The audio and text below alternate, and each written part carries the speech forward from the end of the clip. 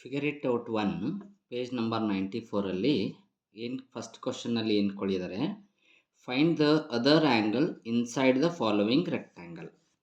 ಕೊಟ್ಟಿರ್ತಕ್ಕಂಥ ರೆಕ್ಟ್ಯಾಂಗಲ್ ಏನಿದೆ ಅಂತ ನೋಡಿದರೆ ನಿಮಗೆ ABCD ಅಂತ ಒಂದು ರೆಕ್ಟ್ಯಾಂಗಲ್ ಇದೆ. ಅದರಲ್ಲಿ ಈ ಆ್ಯಂಗಲ್ 30 ಡಿಗ್ರಿ ಕೊಟ್ಟಿದ್ದಾರೆ. ಯಾವ ಆ್ಯಂಗಲ್ ಇದೆ ಇದು? Angle OAB is equal to 30 degree. ಹೌದಾ? ಈಗ ನಮ್ಗೇನು ಕೇಳ್ತಾ ಇದೆ, find the other angles inside the following rectangle. ಅಂದರೆ ನಾನು ಆ್ಯಂಗಲ್ಸ್ಗಳನ್ನು ನಂಬರ್ ಹಾಕ್ಕೊಂಡಿದ್ದೀನಿ. Angle 1, angle 2, angle 3, angle 4, angle 5, angle 6, angle 7, angle 8, 9, 10, 11, 12 ಅಂತ ಇಲ್ಲಿ O ಅಂತ ಸಿಂಬಲ್ ಹಾಕ್ಕೊಂಡಿದ್ದೀನಿ. ಹೌದಾ? ಹಾಗಾದರೆ ಈ ಎಲ್ಲ 12 ಆ್ಯಂಗಲ್ಸ್ಗಳನ್ನು ನಾವು ಫೈಂಡ್ ಔಟ್ ಮಾಡಬೇಕು. ಕೊಟ್ಟಿರ್ತಕ್ಕಂಥದ್ದು ಏನು ಕೊಟ್ಟಿದ್ದಾರೆ ನಮಗೆ? ಫಸ್ಟ್ಗೆ ಆ್ಯಂಗಲ್ 1 ಈಕ್ವಲ್ಸ್ ಟು 30 ಡಿಗ್ರಿ ಅಂತ ಕೊಟ್ಟಿದ್ದಾರೆ. ಈಗ ಉಳಿದಿರ್ತಕ್ಕಂಥ 11 ಆ್ಯಂಗಲ್ಸ್ಗಳನ್ನು ನಾವು ಫೈಂಡ್ ಔಟ್ ಮಾಡಬೇಕು. ಹೌದಾ? ಸೊ ಈಗ ನಮ್ಮ ಇನ್ ಟ್ರಯಾಂಗಲ್ ಏನು ಕೊಟ್ಟಿದ್ದಾರೆ? In triangle OAB. ಇಲ್ಲಿ OAB ಅಂತಕ್ಕಂಥ ಒಂದು ಟ್ರಯಾಂಗಲನ್ನು ತಗೊಂಡ್ರೆ OA is equal to OB ಆಗಿದೆ. ಯಾಕಂದರೆ in the rectangle diagonals are equal and bisect each other. Bisect each other ಮೊದಲು ಈಕ್ವಲ್ ಇದೆ, ಆಮೇಲೆ ಈಕ್ವಲಿ ಬೈಸೆಕ್ಟ್ ಆಗ್ತಾ ಇದೆ ಅಂತ ನಾವು ಡಿಡಕ್ಷನ್ನಲ್ಲಿ ನೋಡಿದ್ದೀವಿ. ಹಾಗಾಗಿ OA ಈಕ್ವಲ್ಸ್ ಟು OB ಆಗ್ತಾ ಇದೆ. OA equals to OB. ಯಾವಾಗ OA ಈಕ್ವಲ್ಸ್ ಟು OB ಆಗ್ತಾ ಇದೆ, ಇದರ ಅಪೋಸಿಟ್ ಆ್ಯಂಗಲ್ಲು ಇಲ್ಲಿದೆ, ಆ್ಯಂಗಲ್ 1. OAದ ಅಪೋಸಿಟ್ ಆ್ಯಂಗಲ್ಲು ಆ್ಯಂಗಲ್ 2. ಇವೆರಡೂ ಆ್ಯಂಗಲ್ಸ್ಗಳೇನಾಗ್ತಾ ಇದೆ? ಈಕ್ವಲ್ ಆಗ್ತಾ ಇದೆ. ಹಾಗಾಗಿ ಆ್ಯಂಗಲ್ 1 ಈಕ್ವಲ್ಸ್ ಟು ಆ್ಯಂಗಲ್ 2 ಆಯಿತು. ಆ್ಯಂಗಲ್ 1 ಈಕ್ವಲ್ಸ್ ಟು ಆ್ಯಂಗಲ್ 2 ಆಯಿತು ಅಂತಂದರೆ ಎರಡೂ ಏನಾಯಿತು? 30 ಡಿಗ್ರಿ ಆಯಿತು. ಎರಡೂ ಏನಾಯಿತು? 30 ಡಿಗ್ರಿ ಆಯಿತು. ಓಕೆ. ಈಗ ನಾವು ಆ್ಯಂಗಲ್ 2 ಮತ್ತು ಆ್ಯಂಗಲ್ 3 ಎರಡು ಕೂಡಿಸಿದ್ರೆ ಏನಾಗ್ತಾ ಇದೆ? 90 ಡಿಗ್ರಿ ಆಗಬೇಕು. ಯಾಕಂದರೆ ನಮಗೆ ಪ್ರಾಪರ್ಟಿ ಇದೆ, ಏನು? All the angles of rectangle is equal to 90 degree. Angle of rectangle is equals to 90. ಹಾಗಾಗಿ ಈ ಆ್ಯಂಗಲ್ 2 ವ್ಯಾಲ್ಯೂ ನಮ್ಗೆ ಗೊತ್ತಿದೆ ಅಲ್ಲ, ಅದನ್ನು ನಾನು ಸಬ್ಸ್ಟಿಟ್ಯೂಟ್ ಮಾಡ್ತಾ ಇದ್ದೀನಿ. 30 degree plus angle 3 equals to 90 degree. So ಈ 30ಯನ್ನು ಈ ಕಡೆ ಕಳಿಸೋಣ. ಏನಾಗ್ತಾ ಇದೆ ನೋಡಿ? Angle 3 is equal to 90 degree minus 30 degree. ಎಷ್ಟಾಯಿತು? 90 ಮೈನಸ್ 30 ಇಸ್ 3. ಸೊ ಇಲ್ಲಿ ನಮ್ಗೆ ಆ್ಯಂಗಲ್ 2 ಎಷ್ಟು ಬಂತು? ಆ್ಯಂಗಲ್ 2 ಎಷ್ಟು ಬಂದಿದೆ? ಇಲ್ಲಿ 30 ಡಿಗ್ರಿ ಇದೆ. ಆಮೇಲೆ ಆ್ಯಂಗಲ್ 3 ಎಷ್ಟು ಬಂತು? ಆ್ಯಂಗಲ್ 3 60 ಡಿಗ್ರಿ ಇದೆ. ಹೌದಾ? ಸೊ ಇಲ್ಲಿ ಆ್ಯಂಗಲ್ 2 ಗೊತ್ತಾಯಿತು. Angle 2 is equal to 30 degree ಅಂತ. ಮತ್ತು ಇಲ್ಲಿ ಆ್ಯಂಗಲ್ 3 ಈಕ್ವಲ್ಸ್ ಟು ಎಷ್ಟು ಬಂತು? 60 ಡಿಗ್ರಿ ಅಂತ ಗೊತ್ತಾಯಿತು. ಹೌದಲ್ಲ? ಓಕೆ. ಅದೇ ರೀತಿ ಇನ್ ಟ್ರಯಾಂಗಲ್ OBC ಇಲ್ಲಿ ನೋಡ್ರಿ. ಹೌದಾ? OBC ಅಲ್ಲಿ ಆ್ಯಂಗಲ್ 3 ಗೊತ್ತಾಗಿದೆ ನಮಗೆ. ಆ್ಯಂಗಲ್ 3 ಎಷ್ಟು ಬಂತು? 60 ಡಿಗ್ರಿ ಬಂದಿದೆ. ಅಂದರೆ OB is equal to OC. Diagonal half of ಆಗಿದೆ ಅಲ್ಲ. ಮೊದಲನೇ ಡಯಾಗ್ನಲ್ ಈಕ್ವಲ್ ಇತ್ತು, ಆಮೇಲೆ ಹಾಫ್ ಆಯಿತು. ಅಂದರೆ ಹಾಫ್ ಆಗಿರ್ತಕ್ಕಂಥ ಡಯಾಗ್ನಲ್ಲು ಈಕ್ವಲ್ ಇರಬೇಕು. So OB equals to OC ಆಯಿತು. OB opposite angle 4, OC opposite angle 3. ಅಂದರೆ ಆ್ಯಂಗಲ್ 3 ಈಕ್ವಲ್ಸ್ ಟು ಏನಾಗ್ತಾ ಇದೆ? ಆ್ಯಂಗಲ್ 4 ಆಗ್ತಾ ಇದೆ. ಆ್ಯಂಗಲ್ 3 ಈಕ್ವಲ್ಸ್ ಟು ಏನಾಗ್ತಾ ಇದೆ? ಆ್ಯಂಗಲ್ 4 ಆಗ್ತಾ ಇದೆ. ಹಾಗಾಗಿ ಇದು ಕೂಡ ಏನಾಯಿತು? 60 ಡಿಗ್ರಿ ಇತ್ತು. ಅಂದರೆ ಇಲ್ಲಿ ಆ್ಯಂಗಲ್ 4 ನಮಗೆ ಗೊತ್ತಾಯಿತು. Angle 4 is equal to 60 degree. ಹೌದಾ? ಇದನ್ನು ಇಲ್ಲಿ ಬರೆಯೋಣ ಅಂತ. Angle 4 is equal to 60 degree ಅಂತ ಗೊತ್ತಾಯಿತು. Angle 3 equals to angle 4, angle 4 is equal to 60 degree ಅಂತ ಗೊತ್ತಾಯ್ತು. ಹೌದಾ? ಈಗ ನೆಕ್ಸ್ಟ್ ಏನು? In triangle OCD. ನಾವು ಇಲ್ಲಿ ಅಲ್ಟರ್ನೇಟ್ ಕೂಡ ಬಳಸ್ಬೋದು ಅಥವಾ ಟ್ರಯಾಂಗಲನ್ನು ಬಳಸ್ಕೋಬೋದು. In triangle OCD, OC is equal to OD ಇದೆ. ಹೌದಾ? OC is equal to OD ಇದೆ. ಸೊ ಹಾಗಾದರೆ ಅದರ ಅಪೋಸಿಟ್ ಆ್ಯಂಗಲ್ ಯಾವುದು? Angle 5 is equal to angle 6 ಆಗ್ತಾ ಇದೆ. Angle 5 is equal to angle 6 ಆಗ್ತಾ ಇದೆಯಲ್ಲ. ಸೊ ಹಾಗಾಗಿ ಅದು ಕೂಡ 30 ಡಿಗ್ರಿ ಆಯಿತು. ಹೌದಾ? ಅಂದರೆ angle 5 is equal to 30 degree and angle 6 is equal to 30 degree. ಬರೀಲ್ಲ? Angle 5 is equal to 30 degree and angle 6 is equal to 30 degree. Angle 6 is equal to 30 degree. ಇಲ್ಲಿ ಆ್ಯಂಗಲ್ 5 ಹೇಗೆ ಗೊತ್ತಾಯಿತು? ಆ್ಯಂಗಲ್ 5ಗೆ ಇಲ್ಲಿ ಅಲ್ಟರ್ನೇಟ್ ಆ್ಯಂಗಲನ್ನು ಯೂಸ್ ಮಾಡಿದ್ದೀವಿ. ಹೌದಲ್ಲ? Z ಶೇಪಲ್ಲಿರ್ತಕ್ಕಂಥ angle ಅಥವಾ reverse Z ಅಲ್ಲಿರ್ತಕ್ಕಂಥ angle, Z ಶೇಪಲ್ಲಿ ಇರ್ತಕ್ಕಂಥ ಆ್ಯಂಗಲ್ ಅಥವಾ ರಿವರ್ಸ್ ಝೆಡ್ ಅಲ್ಲಿರ್ತಕ್ಕಂಥ ಆ್ಯಂಗಲ್. ಇಲ್ಲಿ ನೋಡ್ರಿ, ಇಲ್ಲಿ ಝೆಡ್ ಶೇಪ್ ಆಗ್ತಾ ಇದೆ, ಹೌದಾ?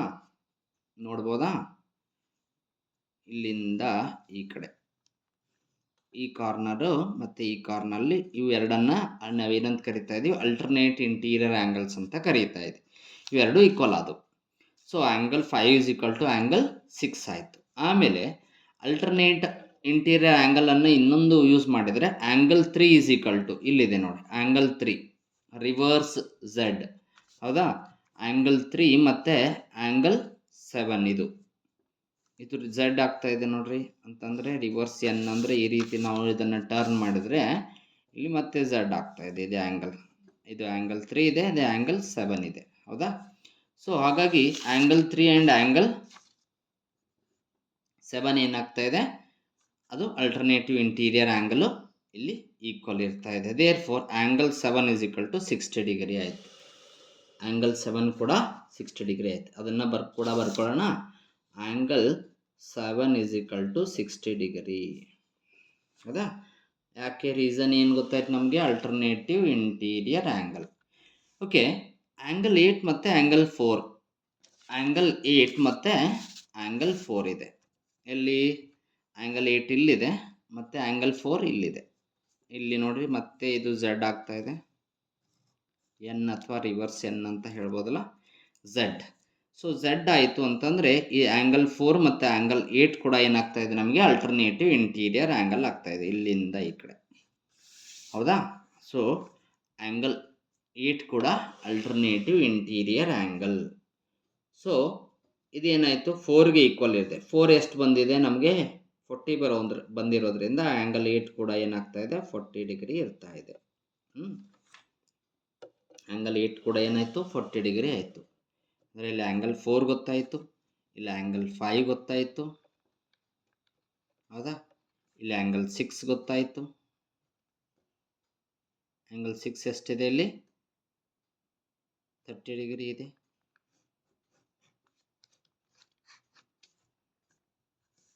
ಇನ್ ಟ್ರಯಾಂಗಲ್ ಈಗ ನಮಗೆ ಉಳಿದಿರೋದು 3. ಯಾವ್ಯಾವುದು? 4 ಆ್ಯಂಗಲ್ 9, 10, 11, 12 ಸೆಂಟ್ರ್ನಲ್ಲಿರ್ತಕ್ಕಂಥ ಆ್ಯಂಗಲ್ 9, 10, 11, 12 ಉಳಿದಿದೆ, ಹೌದಲ್ಲ? ಸೊ ಇಲ್ಲಿ ನಾನು ಈ ಟ್ರಯಾಂಗಲನ್ನು ತಗೋತೀನಿ. ಯಾವುದು? Triangle O A B. O A ಬಿನಲ್ಲಿ ತೊಗೊಂಡ್ರೆ ಇಲ್ಲಿ angle 1 plus angle 2 plus angle 9 ಅಂತ ಕೊಟ್ಟಿದ್ದೀವಿ. ಸೊ ಈ 3 angle sum property of triangle ನಮಗೆ ಗೊತ್ತಿದೆ. ಎಷ್ಟಾಗಬೇಕು? Angle sum property of triangle is 180 degree ಆಗಬೇಕು, ಹೌದಾ? ಏನಾಗಬೇಕು? 180 ಡಿಗ್ರಿ ಆಗಬೇಕು. ಅದನ್ನು ಇಲ್ಲಿ ಬರ್ಕೊಂಡಿದ್ದೀವಿ. ಏನಂತ ಬರ್ಕೊಂಡಿದ್ದೀವಿ? Angle sum property of triangle. Angle sum property of triangle ಎಷ್ಟಾಗ್ತಾ ಇದೆ? Angle 1 plus angle 2 plus angle 9 is equal to 180 degree. ಹಾಗಾಗಿ 30 plus 30 plus angle 9 equals to 180. So 30 plus 30 60. So angle 9 is equal to 180 degree. So angle 9 is equal to, ಇದನ್ನು ಈ ಕಡೆ ಕಳಿಸಿದ್ರೆ minus 60 ಆಗ್ತಾ ಇದೆ, plus ಇರೋದು. ಸೊ ಆ್ಯಂಗಲ್ 9 ಕೂಡ ನಮಗೇನಾಯಿತು? ಗೊತ್ತಾಯಿತು. ಎಷ್ಟು ಬಂತು ಆ್ಯಂಗಲ್ 9? ಆ್ಯಂಗಲ್ 9 60 ಡಿಗ್ರಿ ಬಂತು. ಆ್ಯಂಗಲ್ 9 ಎಷ್ಟು? 60 ಡಿಗ್ರಿ ಬಂತು. ಓಕೆ, ಈಗ ಆ್ಯಂಗಲ್ 9 60 ಡಿಗ್ರಿ ಆಯ್ತಲ್ಲ. ಆ್ಯಂಗಲ್ 9 ಈಕ್ವಲ್ಸ್ ಟು 120 ಡಿಗ್ರಿ ಬಂತು. ಯಾಕಂದರೆ ಆ್ಯಂಗಲ್ 9 ಏನಾಗಿದೆ? 180 - 60 is equal to 120. Angle 9 is equal to ಏನು ಬಂತು? 120 ಡಿಗ್ರಿ ಬಂತು. Angle 9 plus angle 10, angle 9 plus angle 10 ಏನಾಗ್ತಾ ಇದೆ ನೋಡಿ? ಆ್ಯಂಗಲ್ 9 ಪ್ಲಸ್ ಆ್ಯಂಗಲ್ 10 ಎಷ್ಟಿದೆ? ಲೀನಿಯರ್ ಪೇರ್ ಇದೆ, ಹೌದಾ? ಇಲ್ಲಿ ಆ್ಯಂಗಲ್ 9, ಇಲ್ಲಿ ಆ್ಯಂಗಲ್ 10. ಸೊ ಎರಡು ಆ್ಯಂಗಲ್ ಏನಿದೆ? ಲೀನಿಯರ್ ಪೇರ್ ಆ್ಯಂಗಲ್ ಇದೆ. ಆ ಲೀನಿಯರ್ ಪೇರ್ ಆ್ಯಂಗಲ್ ಇರೋದ್ರಿಂದ ಅವೆರಡು ಸಮ್ ಏನಾಗಬೇಕು? 180 ಡಿಗ್ರಿ ಆಗಬೇಕು. ಲೀನಿಯರ್ ಪೇರ್ ಆ್ಯಂಗಲ್ ಇರೋದ್ರಿಂದ ಅವೆರಡು ಸಮ್ ಏನಾಗಬೇಕು? 180 ಡಿಗ್ರಿ ಆಗಬೇಕು. So 9 plus 10 is equal to 180. ಇಲ್ಲಿ ಸೊ 120 ಎಷ್ಟಿದೆ? 120 ಡಿಗ್ರಿ ಇದೆ. So 120 degree plus angle 10 equal to 180. ಹಾಗಾಗಿ ಆ್ಯಂಗಲ್ ಏನಾಗ್ತಾ ಇದೆ ನಮಗೆ? 60 ಡಿಗ್ರಿ. ಸೊ ಈಗ ಆ್ಯಂಗಲ್ 9 ಈಕ್ವಲ್ಸ್ ಟು ಆ್ಯಂಗಲ್ 11 ಯಾಕೆ ಈಕ್ವಲ್ ಆಗ್ತಾ ಇದೆ? ವರ್ಟಿಕಲಿ ಅಪೋಸಿಟ್ ಆ್ಯಂಗಲ್ಸ್ ಇದೆ. ನೋಡೋಣ. ಆ್ಯಂಗಲ್ 9 ಆ್ಯಂಗಲ್ 11 ಇವೆರಡು ವರ್ಟಿಕಲಿ ಅಪೋಸಿಟ್ ಆ್ಯಂಗಲ್ ಇರೋದ್ರಿಂದ ಆ್ಯಂಗಲ್ 9 120 ಹಾಗಾಗಿ ಆ್ಯಂಗಲ್ 11 ಕೂಡ ಎಷ್ಟಾಗ್ತಾ ಇದೆ 120 ಆಗ್ತಾ ಇದೆ. ಅದೇ ರೀತಿ ಆ್ಯಂಗಲ್ 10 ಎಷ್ಟು ಬಂದಿದೆ ನಮಗೆ? ಆ್ಯಂಗಲ್ 10 ಎಷ್ಟು ಬಂದಿದೆ? 60 ಡಿಗ್ರಿ ಬಂದಿದೆ.